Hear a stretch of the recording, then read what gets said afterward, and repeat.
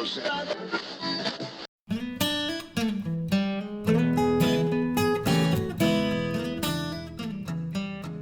and welcome to Wise About Texas, the award-winning Texas History Podcast. I'm Ken Wise, your host. Thank you for tuning in today for a little Texas history. This will be the final episode in my series that I've been doing called Exploring the Texas Revolution, where I've traveled around and interviewed site directors at various historic sites important to the Texas Revolution. This episode is being recorded and released in early May 2020. So we are on the heels of the 2020 coronavirus pandemic, where we've been locked down around the state to varying degrees, haven't been able to travel much or really go very many places. So I thought that this series would be a good opportunity to, on the 184th anniversary of the Texas Revolution, when we're all stuck at home, to go through some of the Revolution sites and give you a chance to hear from the directors about what you can see when we can get out of the house and visit these sites. And there's some good news on that front. When this episode is being released, Texas is starting to reopen, which we are all glad about. And you will be able to visit all the sites that I've talked to. Be sure and call in advance to make sure you know exactly what you're able to see and what the rules are. But hopefully you can get out and enjoy some of the important Texas Revolution sites. Well, this episode will be about the San Jacinto Battleground. I sat down with Andy Smith and Kate Johnson from the staff at San Jacinto Battleground for a great discussion about the battleground and how you can experience one of the pivotal sites in the history of Texas and indeed the history of the United States. So enjoy this interview about the San Jacinto Battleground with Andy Smith and Kate Johnson. Well, good morning, Andy and Kate. Thanks so much for being on Wise About Texas this morning. Thanks for having us. I'd love to get you to introduce yourself and tell the listeners who you are and what you do for the San Jacinto Battleground. Hello, I'm Andy Smith. I'm the site manager for San Jacinto Battleground State Historic Site, working for Texas Historical Commission. I've been in this position for about 6 months, though I was with the Battleship and Texas Parks and Wildlife previous to that. So I've been out here for over 13 years. Wow, that's great. Kate? Hi, my name is Kate Johnson. I am in charge of programming and education and interpretation out here. I've been in this position about a year and a half. Okay, super. Well, we're recording this episode and are probably going to end up getting it released during the great 2020 coronavirus pandemic, which is certainly unique circumstances for everybody. We're under stay-at-home orders except for certain essential businesses right now, but it's my understanding that the battleground, the park part, not the monument, is still open. Is that right? Tell us what's open and what's not. Yeah, that is correct. We have the grounds. We have over 1,200 acres out here of the battleground, and they are currently open. Now, obviously, that could change depending on county, state, federal mandates, but currently we are open and have our restrooms open. None of our facilities, any of the public gathering places, are open, and we are encouraging folks to come out but practice good social distancing. It's a good place to recreate, wander the trails, enjoy the great outdoors, get some fresh air and sunshine, but we are asking people not to get together in groups, obviously. But we do remain open and plan on remaining open as long as we can. Great, that's great news for the community. Tell us and I'd like to hear each of you because you have different functions out here. What is a day in the life at the San Jacinto Battleground? What's a typical day? So for a site manager, a typical day is mostly emails and correspondence and teleconferences, especially right now. But typically, a lot of what we do is keeping the grounds acceptable to the public. We want to present a historic experience, and we want to make sure that people are safe and comfortable to come out here. So a lot of our daily activities are maintaining the grounds. We also like to interact with the public as much as possible. Obviously, not right now. We're avoiding that. So any chance we have to get out and tell people the story of this holy ground, if you will, is just a great day. But most of what we do is mowing, trimming, making sure the restoration of the tall grass prairie to try to restore the battlefield to its 1836 appearance. That's a lot of our work right there.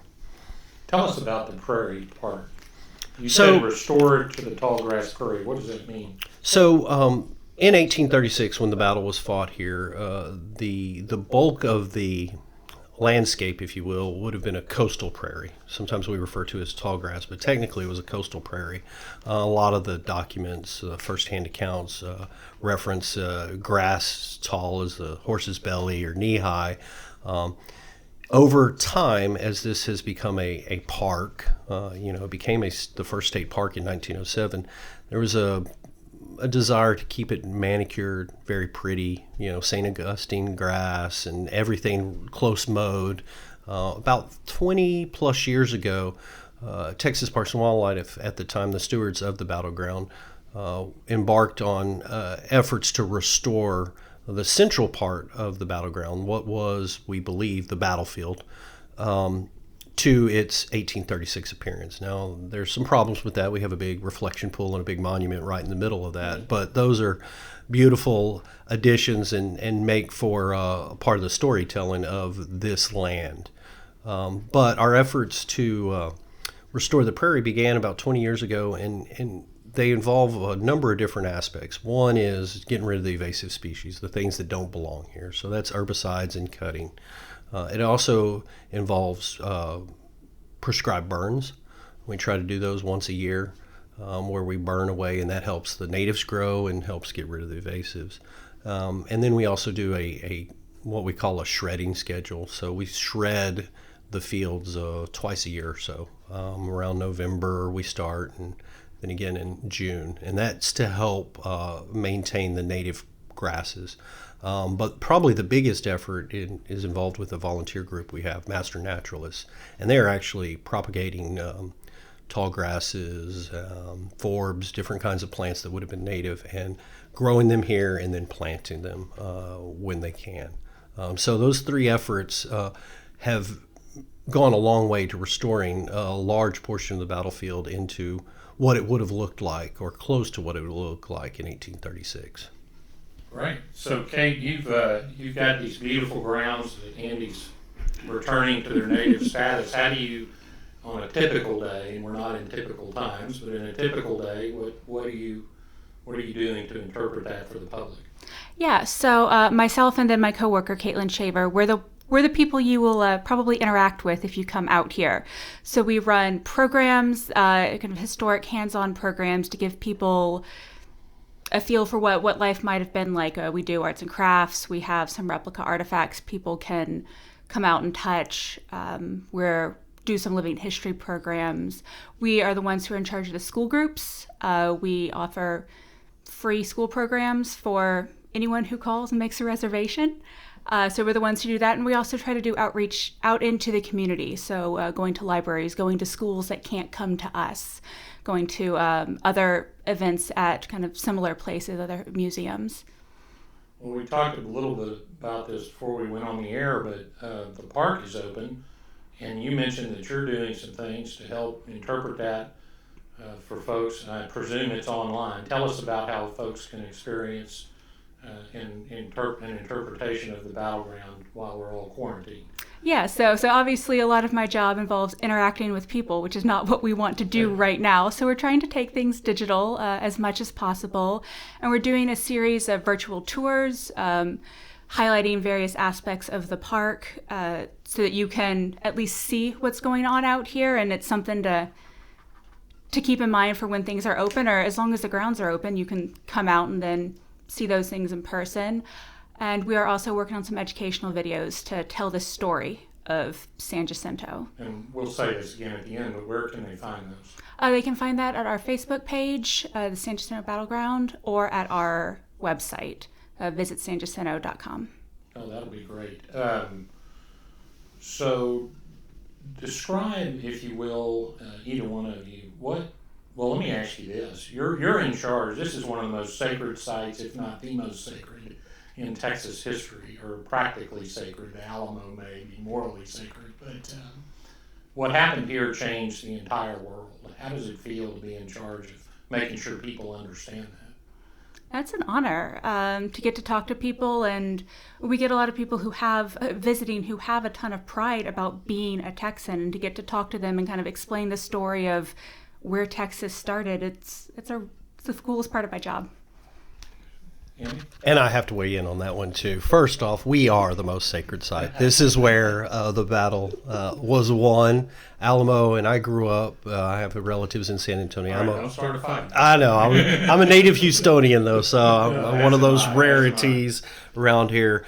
But no, this is you hit on it. This is holy ground. This is sacred ground, and it is. And Kate said this, and I can't think of a better term. It is an absolute honor to be a steward over this and to share the history of this land and what it means to civilization. As you pointed out, this changed the world. What happened here? Now, all the battles and all the engagements in the Texas Revolution were significant and led up to this, but this was the event. This was this place. This is where Texas became Texas. And that, to me, as a native Houstonian, as a native Texan, is absolutely something that I have a lot of honor and pride in my part in all of this. It's I agree with you. There are days, especially in the spring and the fall when the days are nice. If I got a little extra time around lunch, I'll come out here and just do a loop through the park. It's one of the most beautiful places to talk about. For me, it's meditation to be able to circle that monument and think about all that. What of the battleground as we think we know it? What is in the park and how much of it maybe is not part of the park? Most of it is within the park. We've lost a bit of the Texas camp as the ship channel has widened.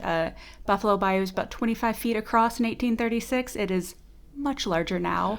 So that's encroached a little bit. And then the part of where the aftermath of the battle took place is no longer on our property. But where the core of the battle took place is out behind the monument. Yeah, and just to add to that, we talked about the prairie restoration, but one of the other significant landscapes in 1836 was the marsh, and we've done a lot of work to restore those. Where was that in 1836? It was basically just the other side of the monument. What would it be north of the monument? And that would have been where, once the 18 minutes of battle took place, the aftermath, where the Texans were basically hunting down the Mexican soldiers and killing them.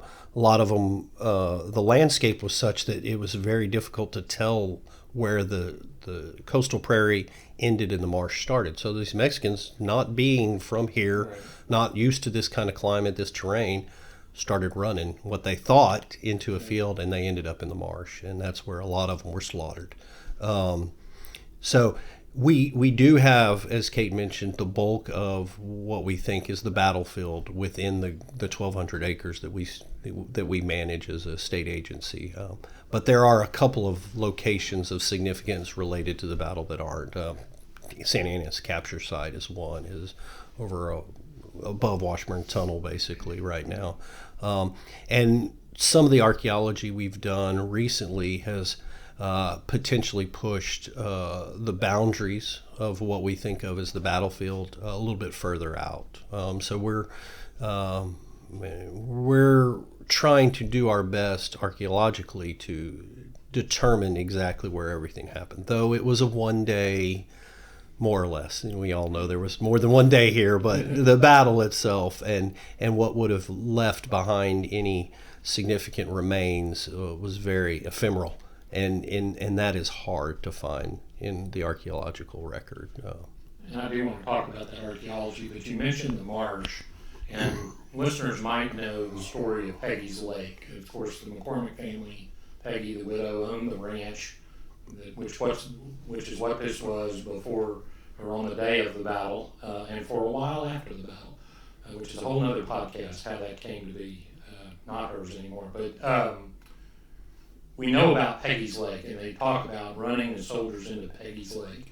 Is Peggy's Lake in the park? Or? No, Peggy's Lake is part of that Kate was referencing, that is no longer, or is not part of what we manage as the 1,200 acres. Is it identifiable? It is, okay. It is, but it's being used as a dredge spoil Okay. for the Houston Ship Channel has been for decades. So it's a lot more material on top. It of is. whatever's there. It is. Yeah. Okay. How much you mentioned, Kate? You mentioned the Texian camp. How much of that is left, and how much is gone? Do you think? I'll be honest, I don't really know. It's probably impossible. I don't think we know. It's Mm-hmm. going to be hard to tell how far out it extended, but there still is a very defined Texas camp area of the park.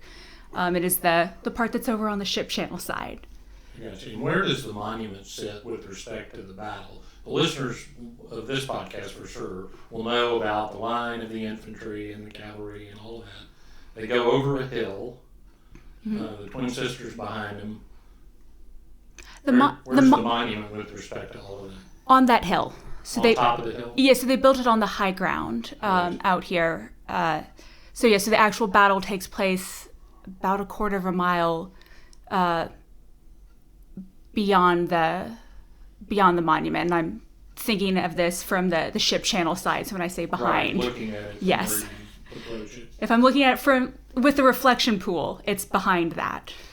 Well, we're talking so much about these places, these places within the park. There are markers out here that interpret that say, here's where the Mexican camp was, the Texan camp, the cavalry the day before, et cetera, et cetera. Talk about that a little bit.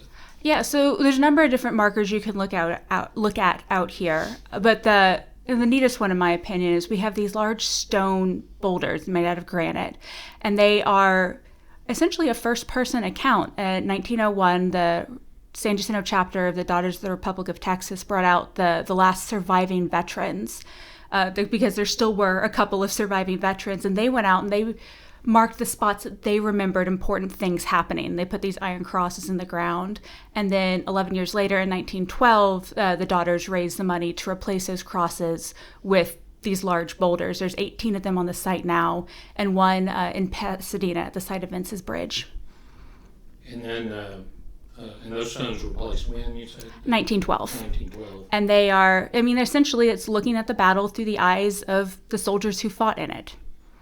That's a great opportunity. Is there a map or something? Can they just follow those markers around? Yeah, so there's a map on our site map. They're all marked, and you can pick up a copy of that. Even while we're closed, we have some out in front of the headquarters building. And then when we're open, it's available at headquarters or in the monument. Great. All right, let's talk about archaeology for a minute. What has been done out here that we know about? I know that there's, and I've talked about on the podcast, the trips that would come down here in the 1830s after the battle that would stop. And actually, my great-great-grandfather was a physician in Houston who was out here collecting skulls, which I'm not able to find, but wish I could. But when archaeology got a little more formalized out here, what's been done and what's planned?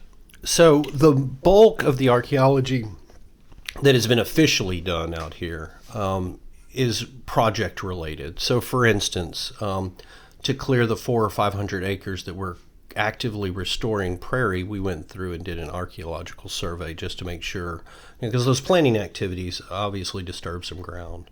The dirty secret is there has not been enough archaeology done out here, and a lot of the archaeology, especially in the early years that you mentioned, was avocational, not necessarily very scientific. So realistically, almost any time we have a project, we do archaeology related to that project. So, 1,200 acres, we're always trying to, improve or restore prairie or restore marsh. Before we undertake those activities, we'll do an archaeological survey of those areas, trying to determine what's there, what's not. One of the things you talked about earlier was the Texian camp. And obviously with the battleship coming here in 1948, that was kind of before we really were doing good archaeology, in my opinion. So there wasn't a lot done in that area. So that's some of the discussion with the battleship and related to the Texian camp. That area in general is where the Texian camp was identified. So there's not been a lot of good archaeology done there. With the battleship leaving, the hope is that we'll be able to do a lot more archaeology in that area and maybe better determine Texian camp, runaway scrape, which is one of the things that's not talked about much in relation to San Jacinto and the overall revolution. But that was a very significant aspect of the revolution, and here was one of the focal points. This is where people were going. And thousands of folks came here escaping the Mexican Army, try to travel east, and got log jammed here at Lynchburg Ferry, which Lynchburg Ferry, another significant aspect of this peninsula, was in operation before the battle. It's 1820s was when it started operation, 1821. So the archaeology in general is, in my opinion, we haven't done enough. The hope is with THC and some of the plans going forward, moving the battleship, ongoing restoration work for both the marsh and the tallgrass coastal prairie, that we'll have a lot more archaeology coming up. So specific plans, we are still in the stages of developing where we want to focus our efforts. I think a lot of our efforts are going to be focused on where the battleship was, and once it moves, and once we start restoring that. We did just acquire 19 acres additional that are north of the battleship and south of Wansagine, the Harris County Park, right at the end of the peninsula. So those 19 or so acres in between is probably going to be our big focus for archaeology, and that could potentially be part of the Texian camp, could potentially be Runaway Scrape, New Washington Road. There's a lot that goes through that 19 acres. So one of the projects we're looking at is how do we restore that to its 1836 appearance and are able to do the archaeology to determine what was there, what went on there. So overall, I would say our archaeological efforts are probably going to be ramping up here in the next year or so. And we might get ahead of the project-based archaeology. In other words, plan out a better survey and start looking to where we need to focus some of our efforts. What do you think, other than the Twin Sisters, what do you think remains to be found out there that you'd really like to see found? That's a loaded question, right? I think the big thing that remains is the mass graves of the Mexicans, soldiers. You referenced this, but after the battle, there were bodies laying, 600-700 bodies laying around, and they were left in place until a little while later when Miss McCormick, after she sued the newfound country of Texas to try to take care of those bodies, she ended up hiring some ranch hands, and they made an indeterminate number of mass graves. So they're here somewhere, maybe. I don't know, depending on where they were buried, how they were buried. The bodies might not be, but they might. The other aspects that I think would be very significant were more evidence of Alamonte's surrender site, and we've been doing some archaeology related to that and feel like we might have keyed in on that and maybe found some evidence of where that was. That was a pretty significant event that would leave evidence. Right. A lot of the other events of the battle itself are not going to leave a lot of evidence. So really, from an archaeological perspective, I think the biggest gain in knowledge is just going to be the terrain, what the landscape looked like, and will guide our efforts in restoring that landscape to its 1836 appearance. Because there's a lot going on here. I don't think people realize the diversity of the geography. I mean, we've talked about the prairies and we talked about the marsh, but there's also the bottomland forest, which would have been all along the bayou and the river, which would have been a boundary around. That forest would have been where the Texians camped, the marsh where the Mexicans died, the prairie where the battles were fought. So in better defining, doing archaeological work and better defining those boundaries and those areas and those transitions would help to define more exactly where things occurred. Well, I appreciate y'all taking the time to do this today. Before we go, Kate, tell us again, how can people experience this park at a distance? I know everyone's going to be out here the minute they're able to, and they can certainly come enjoy the park somewhat right now. Tell us how we can learn more about it online. You can visit our Facebook page, which is San Jacinto Battleground, or you can visit our website, that is visitsanjacinto.com. And then once things open back up, also check both those locations. We'll have a bunch of programs going on, so you can not just come out and experience the park itself, but also dive a little bit deeper into the history. Thank you. Thanks for being here. Thank you. Thank you.